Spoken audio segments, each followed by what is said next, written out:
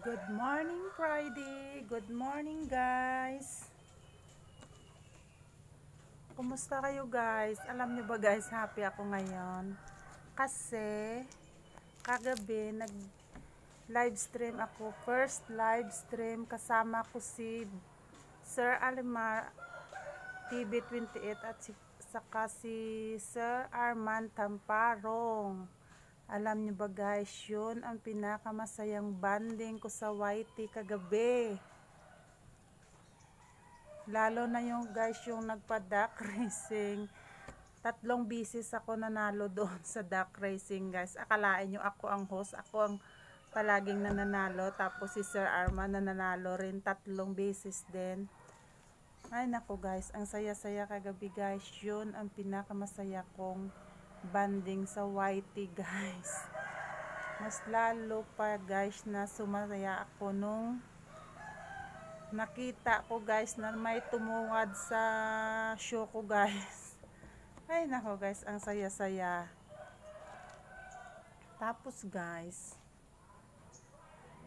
hindi ako yan apektado, guys, ng mga tuwad na yan, kasi sa hirap ng buhay na dinaanan ko, guys, hanggang ngayon, hindi na yan, kasama na yan sa buhay ko yung mga tuwad na yan, kasi guys, hindi naman tayo aasinso sa buhay kung walang mga tuwad na kasama. Hindi lahat na successful sa buhay, guys. Puro positive lang, dapat may negative din kasama para balance. 'Yon ang nangyari kagabi, guys. Kasama ko yung mga tatak 143. Salamat sa inyo, sinuportahan nyo ako kahit may nagtuwad. Shout out sa nagtuwad dyan, ha. Salamat sa pagtuwad mo at salamat din sa pagbisita mo sa show namin.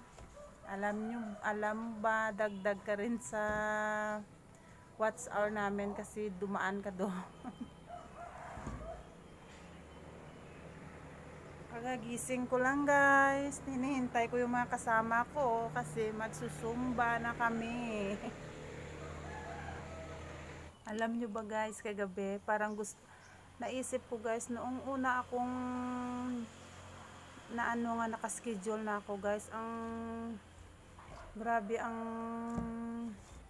kaba ng puso ko, guys, kasi nahihiyak akong humarap sa maraming tao, lalo na sa YouTube, guys. Parang artista ka na rin, diba?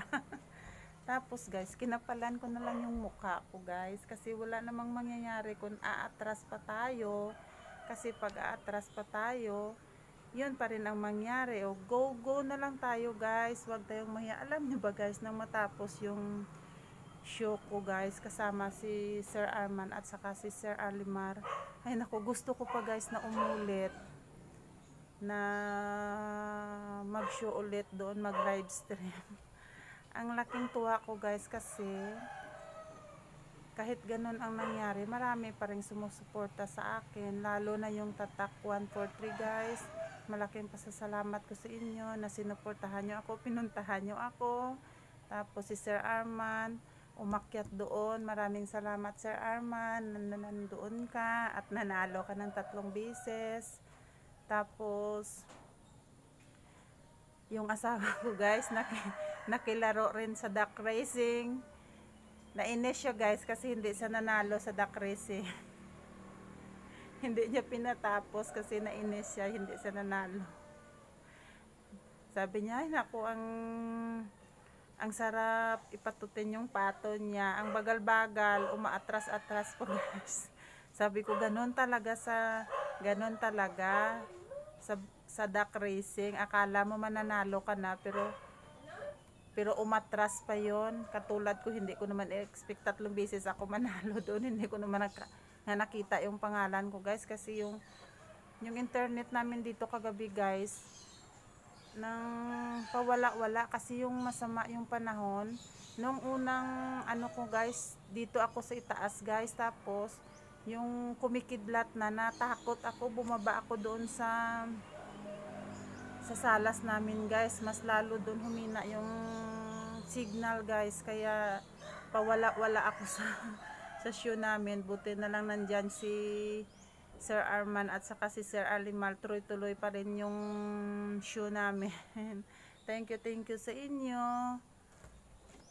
Kung hindi dahil sa inyo, hindi ko naranasan na mag-host sa live stream, pero tuloy-tuloy ko yun para naman may asinso naman tayo sa white.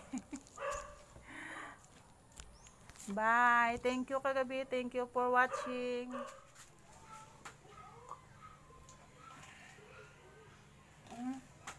Gata.